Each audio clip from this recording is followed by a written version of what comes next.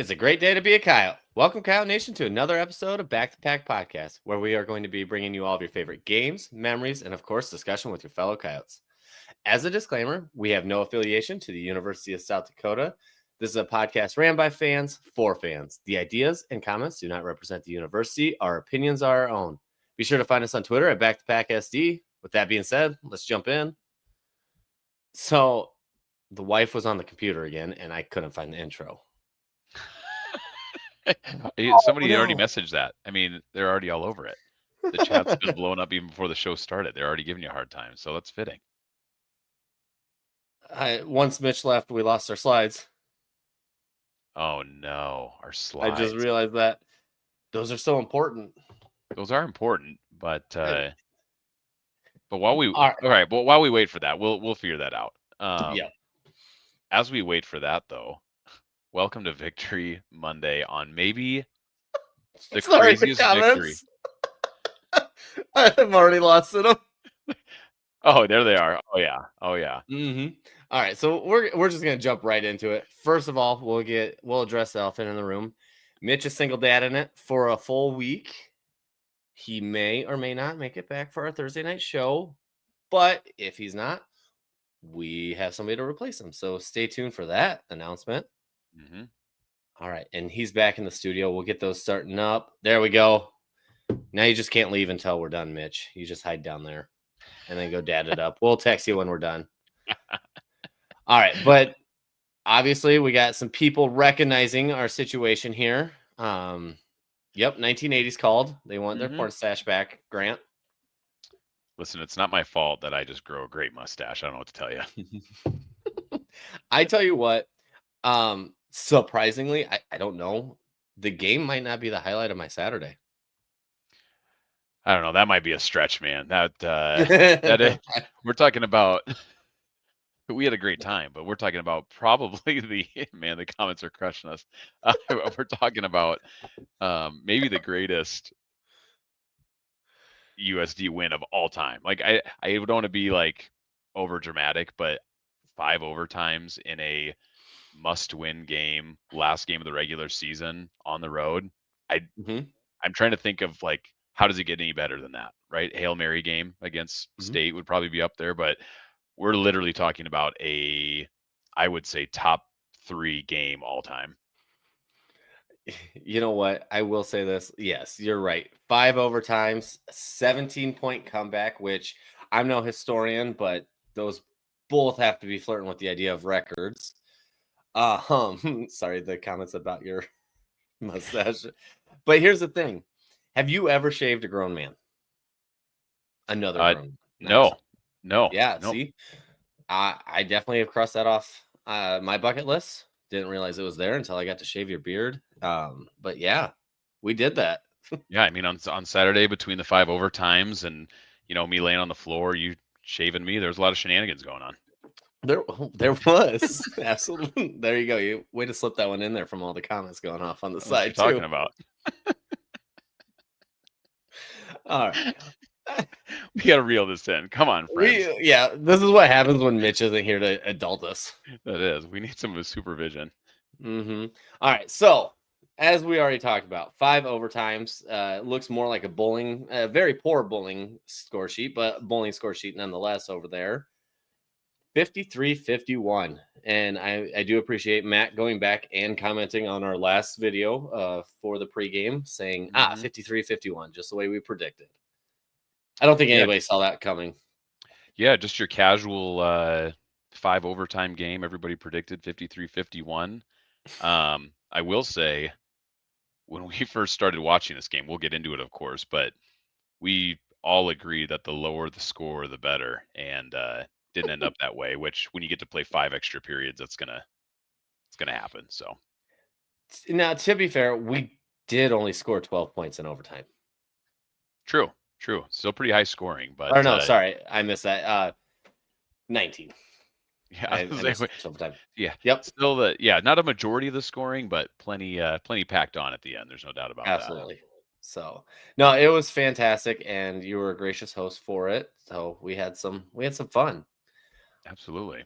But we'll go ahead and get our update. So we did go over 21,000, and it was at 21,000 even for a bit, but then a few more donations rolled through. So we're gonna keep climbing.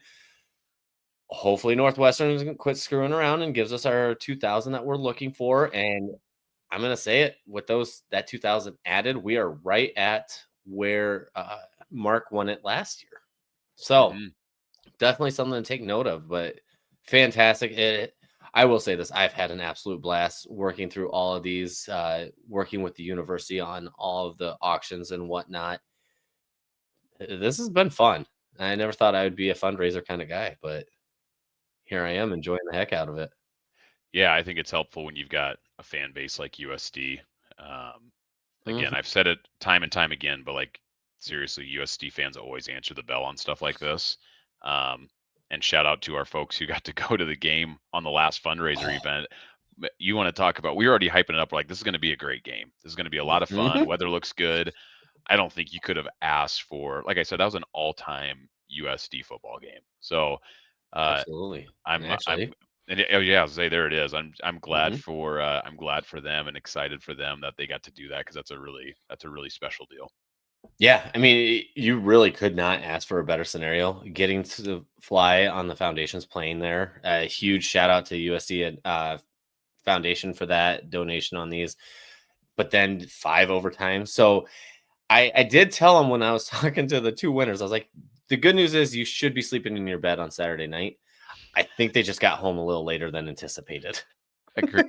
Still definitely made it back home thanks Absolutely. to a 12 o'clock kickoff, but yeah, probably a little later than anticipated, which is just fine.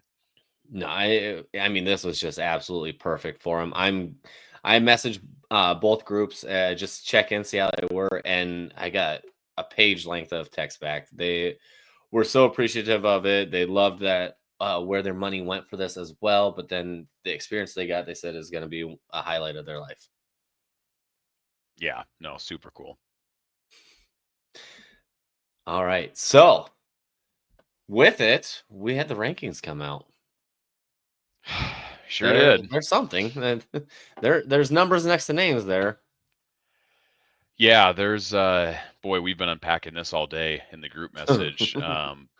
Boy, you want to talk about polls being all over the place, kind of top to bottom. I guess maybe not a lot of parity in that top 8-ish. That seems to be pretty consistent. A lot of Mhm. undefeated teams, which makes it easy on the committee and stuff. But yeah, after that, boy, it gets pretty hairy. I think we all Absolutely. agree that we've earned ourselves a top 16 seed home playoff game. Like that's Yep. for sure locked in. It's just a matter of how high are we going to be. I've personally said I think we make our way to the 12, 13 seed. Not that the rankings necessarily reflect the seeding, but Correct. yeah, there's some odd ones in here, including our friends up north that for some reason are still in the polls, which I think any SDSU fan would agree with us that they don't deserve to be in the top 25. I mean, they haven't been playing like a top 50 team in the last 4 weeks. So, Yeah. anyways, Well, and very actually, interesting.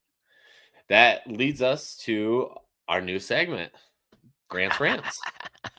The only Although, tonight's Grant's Rants are presented by Jake, because I have a bone to pick with the committee, and I am going to flip it back to these rankings just to help talk about it a little bit. hmm First and foremost, the easy one to bring up and talk about is North Dakota. Actually, they are in the exact same position. They are 7-4, where we're 8-4. So same exact loss number. Losses are losses. It doesn't matter how they go. You lost. I would argue that at this point, USD is actually playing better than North Dakota is, and they have the head-to-head. Why is North Dakota at 13? Is losing at the number 7 team in the nation that big of a deal that they get to hold on? Or are they going to not account for rivalries just being weird? Because they did hold on to NDSU. They're the only ones.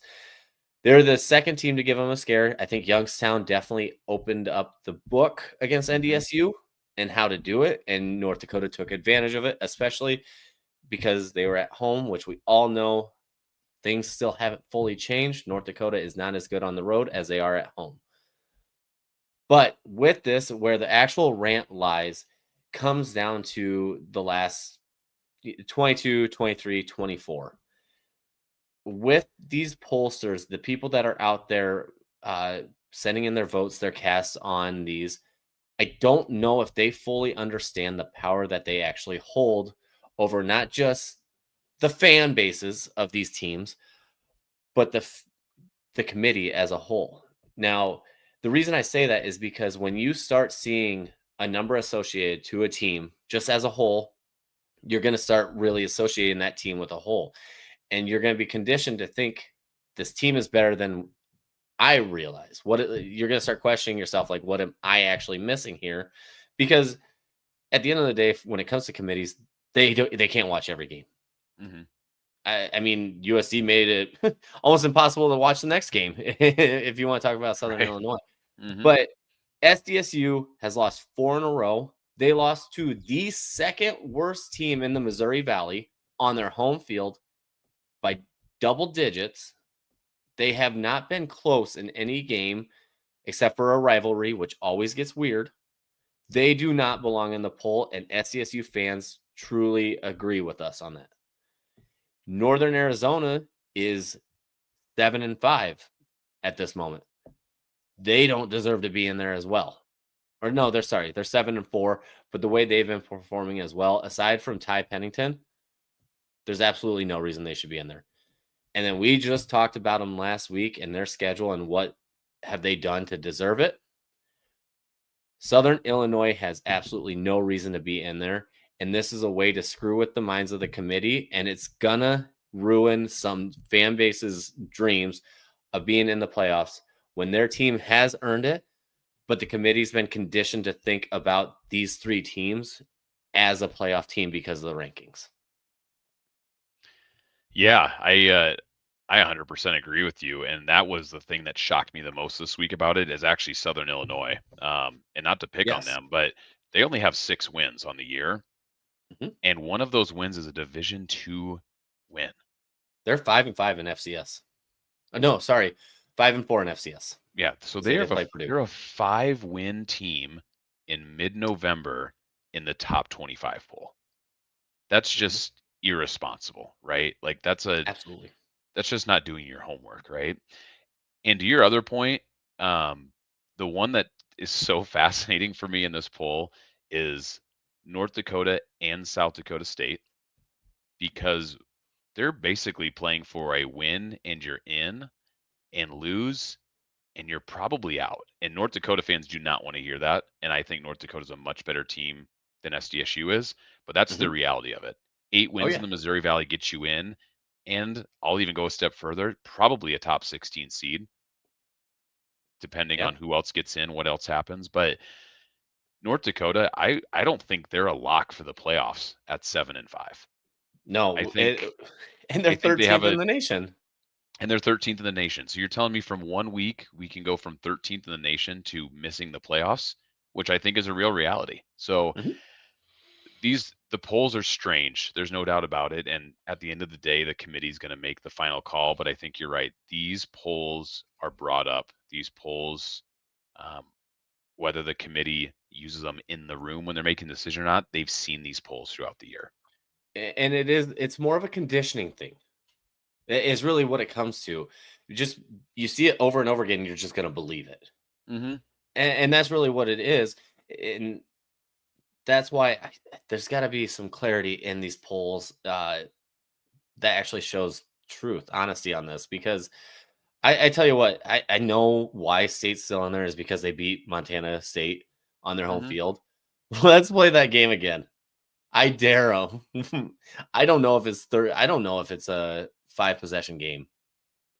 Yeah, and I don't think they can that's keep it another that thing close. too that's I guess also debatable, right? The committee has to do that is it's a matter of are you taking a total body of work and taking games from early in the year and really weighting them the same as they are at the end, but as we know, teams just aren't the same, right? It's you Absolutely. know, no different than you when USD had the, Chris Streveler's team where we started hot, we kind of went in the playoffs limping. We snuck in, right? We did not get a Hmm. home game. We barely snuck into the playoff in that regard too. So it'll be interesting to see how this last week plays out. But I'm mostly interested in that North Dakota, South Dakota State game, because I think folks in Grand Forks will be rioting if they lose that game and see Mhm. themselves outside of the bubble. And I think it's a real possibility. Absolutely. And the last thing I want to bring up, I'm not going to share names on it just because I do respect the heck out of them and what they've done. But I did have one of these pollsters, the ones that sent it in, straight up admit to me that name means more than results. And with that, I'm talking more just name on the jersey means more than what your record does. And that's a concern. You can't have that kind of thought. You have to think about this and think, is this an actual top 25 team or is there somebody out there that's better? Because you can't rank SDSU assuming that Chase Mason is going to be back next week. Like it's just what it is. Mm-hmm. Yeah, and it gets tricky too, I think, in the same regard. Talking about, and we're really getting off the rails here on games outside of the top 25, but same reason why this Yale Harvard game is so interesting on Saturday too is that Yale Absolutely. can win the Ivy League auto bid, and what do you do with Harvard, who is 9-1 but has only played 10 games?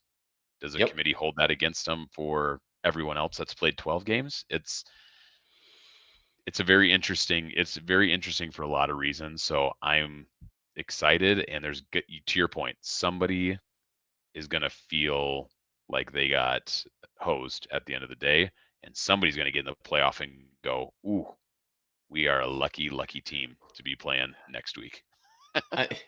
Even while we're talking, I had an SDSU fan comment on mine saying, we obviously want to play USC in the playoffs because that means we actually made the playoffs.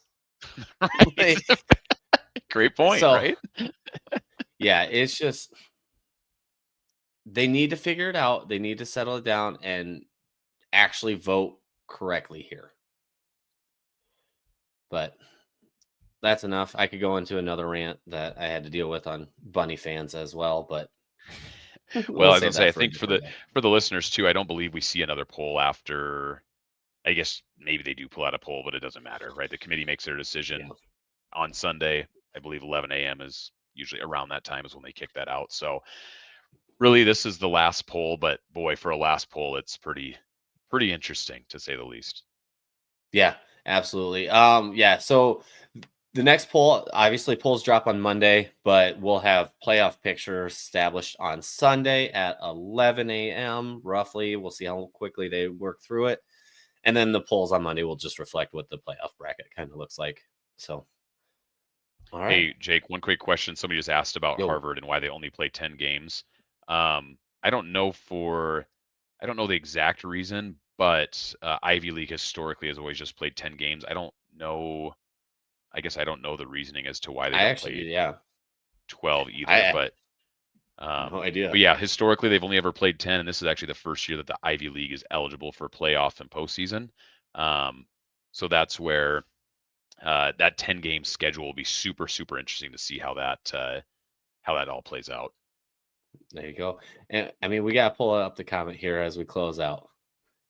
From President Gestring as well on this, but forgive them for what they can't measure. No one can measure heart, grit, and determination. We just go get it no matter where we land. So, I mean, that sums it up really well. And I should say too, to kind of put a bow on this, I mean, as far as where the polls are, we've taken care of business. We know we're in. We know we're a top 16. So whether we're 16 or 8, right? I mean, somewhere in between, wherever you want to put us, really doesn't matter. We know. And now the suspense. So yeah, and I know where Grant was going with this because this has been what our group chat has sounded like pretty much all day for the most part. And I mean, at this point, we'll get to it as we go. There he is. Bring him back up. Sorry I don't know how you do that. I don't know how I did it either. I think the mustache must have disrupted the Wi-Fi or something. See, Caitlin knows. But yeah, sorry, I don't know where I got cut off, but like you said, it doesn't matter. 16, 8, 15, 13, 8, 9, 10, wherever you want to put us. we know we get to play at the Dome one more time. We know it's going to be rocking, and I am so excited. Absolutely. All right.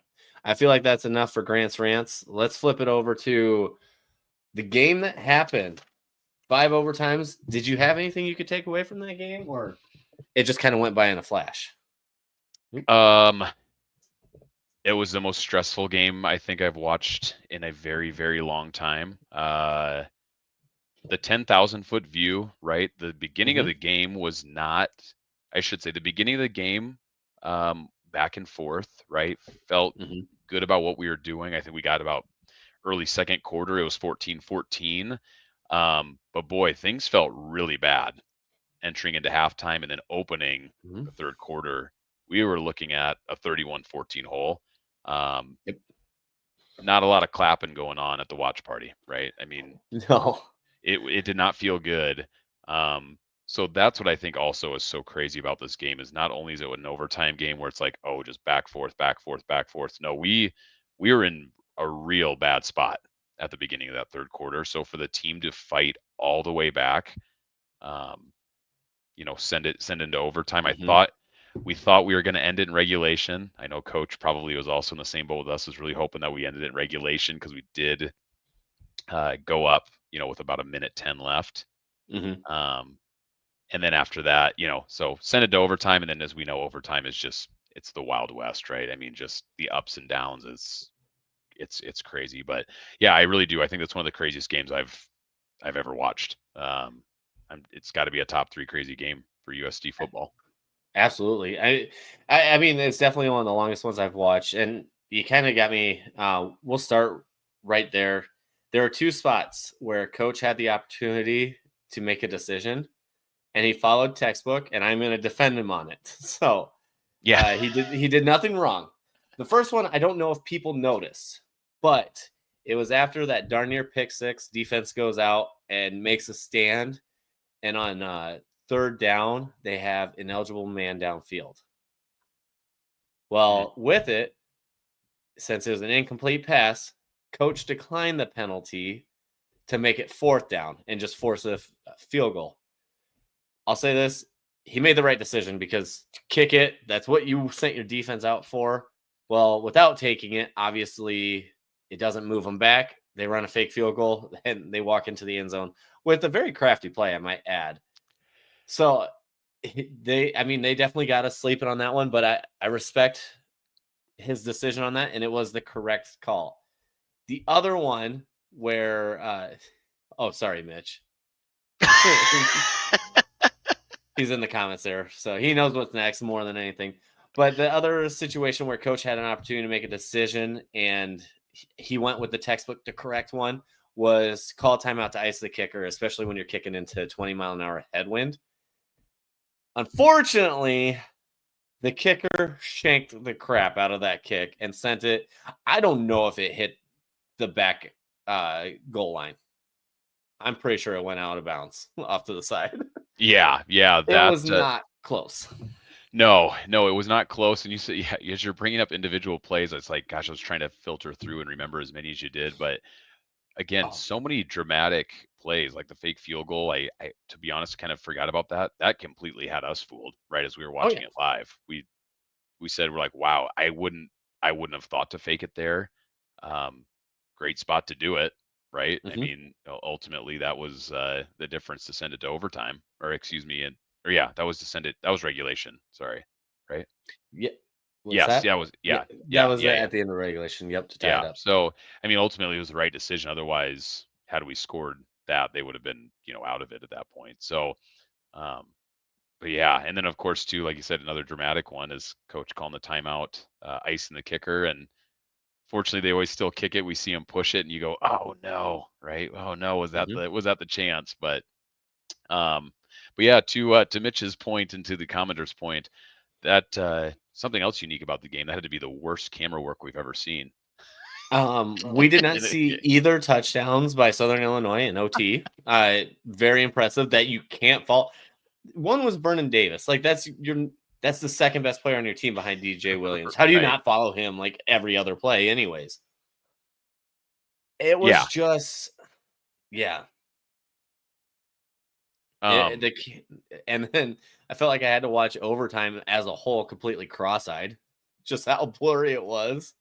yeah, I was gonna say just crazy that yeah, one the camera work by we said it has to be a student or some sort of volunteer that was peeking over the camera and the camera was falling down. But then for some reason at the end of the game, then it was just blurry where we all thought, uh-oh, maybe my heart rate got too high. Is the game blurry or This but is you had one too many beers when the TV starts getting blurry. right, exactly. He's like, oh gosh, I better take it easy. Oh no, it's actually just the camera work. It's actually not my fault this time. Yep, exactly. No, so it was pretty funny. Let's see if I can find it quick. I actually tweeted out at the beginning of towards the beginning of the game. I asked, I just tweeted it. I said, "Am I watching a JV game because this camera work sucks?" Yeah. Which I wasn't wrong. I actually did get a comment from a student of Southern Illinois on my tweet. So I want to see if I can pull it up here just so I can read it to everybody, just because it was pretty comical. There it is. All right. So there's the and so he said, as the student filmer who was standing next to these broadcast cameras, the whole game, I think it was two of the three's first games, and their producer was being weird about having the SIU sideline in the shot. It was very funny watching back because you could tell they were just totally lost. You know, it makes you think too, after what we saw what happened, again, folks that are tuned in with FCS in general, there was an egregious call where wide receivers way out of bound against Sac State and UC Davis. Um, and there's almost a point where it's like, is it an advantage for that team to just say, you know what, let's just not look at let's not look at the sideline. But I think you'd also want the opportunity to overturn it if he's out on that. But yeah, that makes Absolutely. sense. Two students who've never done it before, totally checks out. Yep, exactly. And that I think that also brings up the point. These are students. These are volunteers, maybe getting paid a little bit, and they're just doing it so they can have beer money for the game or for after the game. Right, But right. the camera work definitely was a piece that could have went better. But as you can see, we all totally predicted 53-51. Very close, high scoring game. Just how we wanted it to play out, too. But yeah, I mean, you're right. Coming out of halftime, we were down 17 pretty quickly. Yeah, And yeah. yeah. It like I said, it felt bad, and I kept saying, you know, I hammered it on our show on Thursday. I said we want this to be as low a scoring affair as possible, right? We want this thing to be ball control, healthy, healthy helping of carries for LJ, and let's control the ball, control the game, and I mean, right out of the gate, even too. That was the other kind of alarming part. 63-yard pass from TJ Williams to Jay Jones, and you went, oh boy, Whoops. not what we wanted to see right out of the gate. So Mhm. yeah, that first half into the third quarter was a little bit scary to say the least. Absolutely. All right. So we'll go ahead and flip over to our stats here just as a Hmm. whole to keep it going. But yeah, with it, I will say I felt good. Obviously, we went down 17. And I told you while we were watching, I said, if we can have a slow, methodical drive where we score a touchdown on, I will feel good about where we're heading. But I will admit, even I was getting a little nervous just the way SIU was playing. They had the momentum. They were leaving it all out on the field because they knew what this game meant to them. I think they know for a fact that they're out of the playoffs now, and it will be interesting to watch how they perform against Illinois State. But they were in survival mode, backs against the wall. They were trying everything. I mean, we watched their D lineman cramp up so bad he had to inchworm up just to be able to stand up. Yeah, I mean, kudos to SIU because they left it all on the field, right? I mean, both teams did, obviously, Mhm. but they were fighting for their lives just like we were, right? I think this was the only way to absolutely guarantee that we were going to get into the playoffs. And um, again, as we knew, only really way to guarantee you're going to get another home game, one last time in the dome as well, or potentially one last time. But yeah, I thought they played well. DJ Williams was as advertised. I know they said kept Mhm. saying he was kind of banged up, but he seemed to rise to the occasion whenever they needed him to on scrambles. Jay Jones was also fantastic, but Mhm. we just had some guys on our side that played even better. Yeah. You can see it here, right? I mean, Fenner had what I would consider him and Bauman together. we kind of called it the legacy game, right? I think for both of Yes. those guys, that's a good way to cement yourself into Coyote history. There is a game like that, and then of course Fletcher getting the newcomer of the week Mhm. this week, going over 100 yards. Boy, we got it from a lot of guys on Saturday. Absolutely. And yeah, I mean, shout out Peter there on that comment for Mhm. Carson as a Missouri Valley newcomer. I want to say this, and I am never one to really compare players, especially to past USD players as well. I don't like putting their name against somebody else's because that is just a level that you have to live up to, and then that you don't need that extra pressure. Is I Mhm. think the easiest way to say it. But watching Carson Fletcher run against SIU, I just went, that was that Tice. Mhm. That looked just like a Tice run. And I get it. He's a true freshman. There's opportunities for him coming down the line, but that was an unbelievable breakout game and is exactly what we've been asking for as a fan base because you've said it multiple times. We can't ride LJ for 30 plus carries a game. Mhm. But now when you can turn around and give LJ the ball 20 times and then look at that, Carson also got the ball 19 times. That means a lot. Both kids ran for just about one went over 100, and I think LJ was just behind 100 on that. So we got exactly what we were looking for on the run offense, over 200 yards. And then Aiden, I mean, absolutely airing it out. Talk about a guy that did not want it to go poorly by any means. He made sure every opportunity was given to him, or they put him in the right position. Him and Fenner were just surgical, I think is the easiest way to say it on Saturday. They were. What a better way to end the game. You and I both saw it as they set up the play, but Fenner one-on-one on the outside. Just everybody get out of the way. We're throwing a jump ball to our best skill position player. And Mhm, there he goes and gets it for the win. I mean, as soon as he threw it, I think we all went, "Yep, that's game." So mhm. it was fantastic. Like I said, those two had a great game. I will to add on to the rushing attack though, too, to your point. So 104 yards for Carson, 92 for LJ. Reed Watkins also 6 carries for 31. So every guy averaged over 5 yards a carry all day Mhm. long. So Yeah. everybody was seeing success. Heck, even Aiden run a little run there for 12 yards. He pick up the first down. So what the heck, right? Yeah, and look at that, I fixed my light. But yeah, I do love watching Aiden run because he does it when it's exactly necessary, which is huge. But man, it's like watching a train try to get going. Yeah, Uh, it's a little tough, especially after you watch Fletcher and LJ carry the rock for a while, and then you see Aiden. Boy, yeah, it's like a reminds me of the like Peyton Manning when he was forced to run once in a while. Sorry, Aiden. I know yep. it's it's not a nice comparison, but just hey, it gets the job done. Got the first down. I was gonna say, actually, every time I watch Aiden run, especially when he's wide open like that on his lanes, it reminds me of Peyton Manning's naked bootleg Hmm. against the Cowboys. Yep. And even like the camera guy didn't even expect it. And all of a sudden, Peyton just walking into the end zone.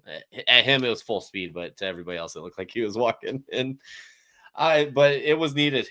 If I remember correctly, too, it even came on a third down. So Yeah, yeah, it we was. needed Let's say. that to keep Hmm. the drive going, too. Absolutely. I will. And one other thing I want to comment on. First of all, it was not offensive pass interference on Fenner. We shouldn't have been sweating the game at all to say. But the penalties, the refing, just as a whole, sucked. The Yeah, multiple plays, and I know I don't watch USC's O linemen closely enough to call holding on them, but I sure know when to call holding on the opponents.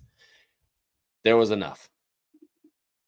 Yeah, it's kind of the new norm. Again, I try not to get too caught up in the officiating because very rarely does it change the output of the game unless you're UC Davis and Sac State. But very rarely does it change it. But yeah, it's kind of becoming the new norm in FCS football in general. Unfortunately, it's some pretty questionable officiating with some extremely questionable camera angles. So you're going to reviews and it just is what it is. I think it also makes the FCS football a little bit more pure that way too. So maybe I'm just Yeah. old man yells at cloud that way, but And you know what? Maybe just looking at this and seeing 3 and 5, okay, they just let everything slide. So obviously we got away with a lot too.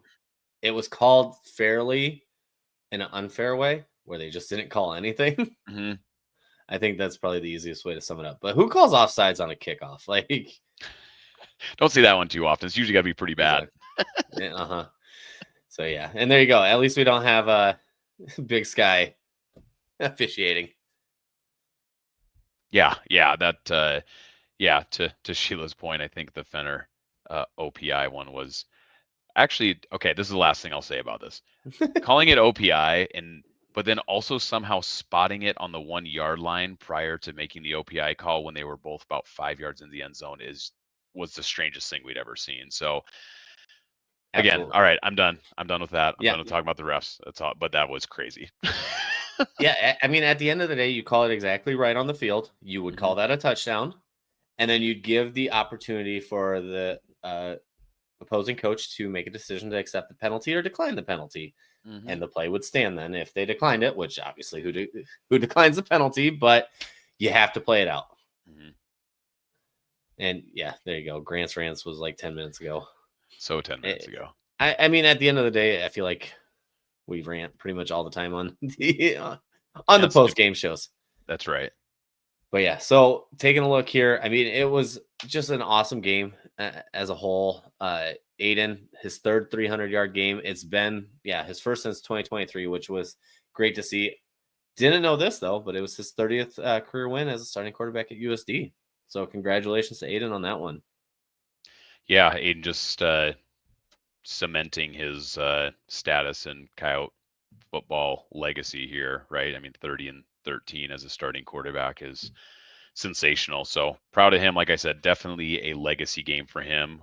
Also coming off of a beat SDSU legacy type game for him. That was his first, win against SDSU. So the train keeps on rolling. Absolutely. And then, we'll go through on here.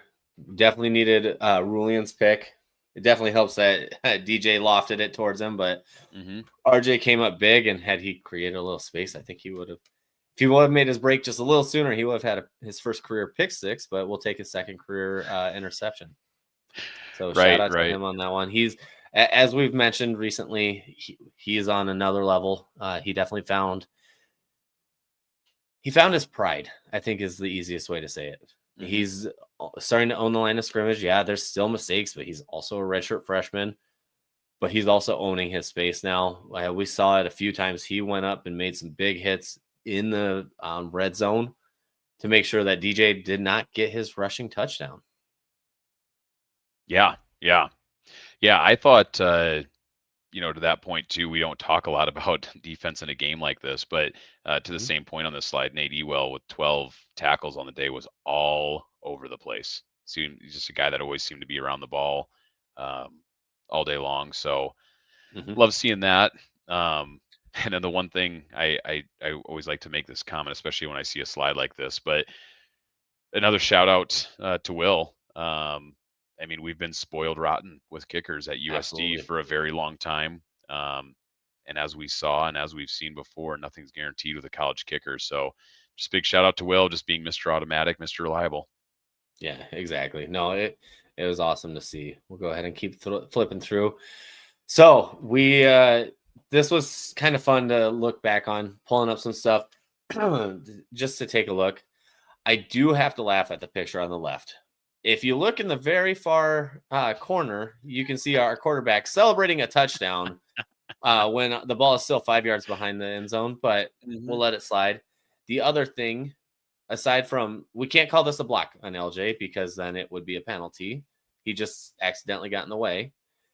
There are 6 Coyotes standing and not a single person's blocking on it. No, that play was that play was on its own by that time. That was all Tennell. That was a play we were watching. It felt like we were watching in slow motion. Went, oh no, this is going to end the game. This play is not going to make it. And all of a sudden, the fastest guy in the Missouri Valley decided, I'll take it the other way, and blew by everybody. So I don't know that any other player could accomplish what he did. So unbelievable play. And then in the top right picture, we have the game-winning play. And you can see that they fully anticipate us to run it. We set up in the run. This was a perfect play call. And I'm going to say it, Coach Morrison has really settled in as a play caller as a whole. He has dialed up the correct plays, and it feels like things are hitting much more smoothly now. And this actually kind of comes back to a tweet that I just put out this evening to talk about, because now we're at the point where people are going to start, I call it peacocking, but showing off why teams are deserving of certain seedings and whatnot. You'll see a lot of USD people tweeting out saying what USD's done and accomplished to try and get a better seeding here. But I said that at this point, it doesn't feel like there's anybody in the nation that knows their identity and plays to it better than what USD is currently doing. They know what it takes to win and how to win within themselves. And it is showing up on the field now. And actually, I feel like this play and the way Coach Morrison has been calling it is a true testament to that statement. Yeah, I'll echo that too. And I think I mentioned on the pregame show as well, but we're extremely comfortable at this point in the season in playing in close, contested, tight games. Now, this was the first high scoring tight affair that we've been in, but you talk about a team going into the playoffs and being prepared for playoff football. Every game's going to be tight, right? There's no bad teams in the playoffs. So every game you're going to play is going to be a tightly contested game. I think this team is so well equipped to hit this playoff run. And there's going to be a lot of teams that we've seen that have maybe run through their conference, really have been untested with a pretty poor strength of schedule, that they're not going to be ready and maybe not prepared to do what we've done. And gosh, this team is, I know we're biased and we say it, but this team is so dangerous when it comes to the playoffs. Yep, exactly. I'll say this too. Sorry, got caught up in the comments on the off to the side as well. No free shout outs. So sorry, Matt. We can't talk about it until they sponsor us, but I don't think a Carbondale pizza place wants to sponsor us on that one. But yeah, we'll go ahead and keep flipping through. Absolutely, winning is fun on this one. It was a blast of a game. It feels like we're within ourselves. We're positioning correctly, and we're ready to roll on this. 100%. I do have to make one comment that's not great. I already made it to you, but unfortunately, we may have to ditch these uniform combos because we look exactly like Youngstown when we wear them. We kind of mentioned that halfway through the game, but it may be time for these ones to go, or only break them out when we play Youngstown to just really confuse folks when we're playing. Absolutely. I mean, I know there's a lot of people online complaining about these uniforms. I'm going to say it. I appreciate the heck out of them trying something new. Oh yeah. And as I should say in general, I like the look. Just unfortunately, it looks exactly like a team that's in our conference. Absolutely. So, but you did also say throw the black jerseys on and try it out. I don't hate it. So I was going to save that for Thursday, but if you're bringing it up, I'll start the petition now. Red helmet, black jersey, black pants for the playoff game on the 29th. Absolutely. Absolutely. It looks fantastic on that one. So you're 100% right. I can't remember. Mitch made the slide. So, okay, there we go. Player of the game. Yeah. We kind of hit on it already, right? But as far as player of the game, sponsored by the Carney family, of course, but it's Aiden Bauman. I think that was a legacy game for him. He was on point. I think it's great, and I love this meme so much. Thank you for changing my life. I'm literally just Aiden Bauman, but absolutely an Aiden Bauman legacy game. And I mean, we were joking about it before we went on air here, but let's think back to when Aiden first took over. It was not pretty to end the season. It was our blowout game against UNI. And then what has it been like since? Top 4 seed in the last playoffs. Obviously, this one was a little bumpier, but that was with some player changes, coaching changes. We settled in, and not only did it look like he was able to be a game manager, but that was a winner. That was a guy that wanted to go out and win, willed his team to win. And I leaned over to you a few times during the game. I said, that was an NFL throw. And Hmm. I'm seeing those more and more and more as the offense has expanded under Morrison. So I have a good feeling. As long as he's at the helm, I'm feeling great about any game. Nope, totally agree. And then, I mean, we added a few players at the game because when you have 525 yards of total offense, there's some guys to celebrate. Obviously, when the other team has almost 500 yards of offense as well, it's hard to celebrate on defense, but we do have one in there as well. But Fenner, I mean, Somebody's got to all, catch those touchdowns. all this guy does is catch touchdowns. He had every other catch against SIU was a touchdown. He had 6 catches, 3 touchdowns. Yeah, Fenner has officially entered the Gibbs defensive coordinator's nightmares territory here, and he's been good all year, but somehow gets better every game. I mean, the ceiling is sky high for him, and again, another guy hitting his stride as we go to playoffs. It's exciting. Absolutely. Yeah. And, with it, I can't wait for Morrison just to radio in to Aiden and just say, hey, they have Fenner in press coverage with no safety help over top. Just do it. Yep. Signal it in, Aiden, and let's just do it that way. And if it gets to the point where teams are sagging 8 yards off of him on the short side of the field, let's run a 5-yard hook and just let him get space. They're going to drop hard on him if he can really sell that hook. The sky's the limit for this kid. He's phenomenal. I'm ready to see what's next for him. Agreed. Next player of the game, true freshman, preferred walk-on, Carson Fletcher. 19 carries, was 106 yards, 103 yards. Kind of wish we got him his touchdown that he deserved on there, but this kid, he was a late offer as a preferred walk-on. He was a late addition. I remember him popping up. This kid is an absolute freak.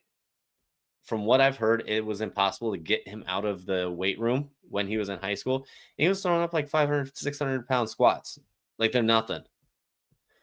Yeah, he's been a pleasant surprise this year, right? I think you never expect a freshman in any capacity to have a really huge role. But he's been great, and he played his best game of the year. And I would say we're biased on this show, but he won Missouri Valley Newcomer of the Week. So the rest of the conference seems to agree with us. But yeah, heck of a game for Carson as well. Keep it up, kid. I know that won't be he won't be a walk-on for long, especially the way this is performing. Those days are over. Absolutely. All right. I thought there was one more after that. The one defense player on the side, well, I really wanted to give a shout out to RJ. He's definitely really establishing himself.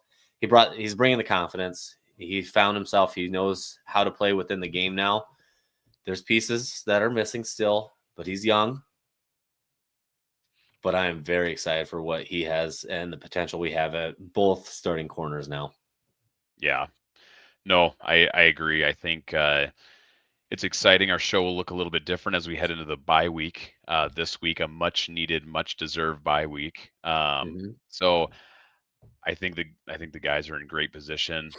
One thing I did want to make perfectly clear to anybody who's listening, and this may need to get clipped and sent out to all Coyote fans, but know with confidence that we will be playing a home game on November 29th. And I say that because no Missouri Valley football team has ever not been a top 16 seed when finishing 8 or 3 and better. So our overall record is 8-4. They throw out the Iowa State FBS game for all teams. They only go against your FCS record.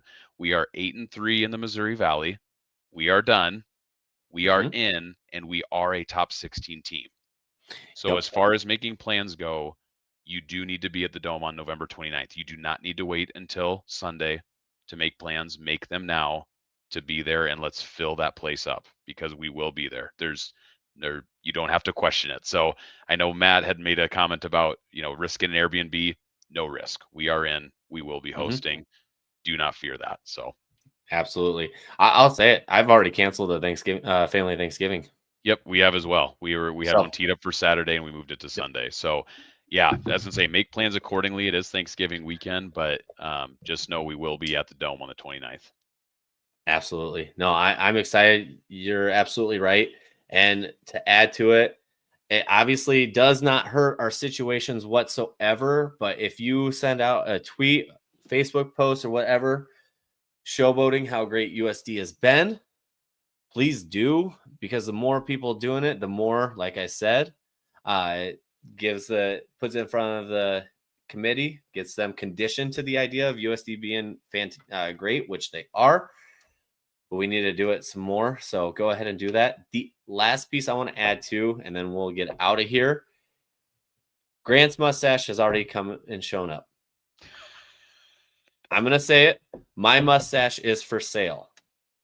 We are going to have a home tailgate again this coming in 2 weeks. Yep.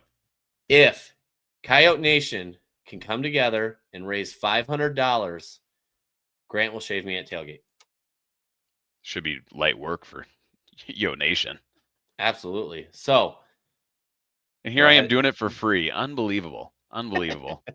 Hey, you got to be a fundraiser. So, yeah. But it is on the line. The mustache is on the line. So definitely show up, and we're going to have some fun. With that, we'll see you guys on Thursday with our special guest. So till then, go Yotes. Go Yotes.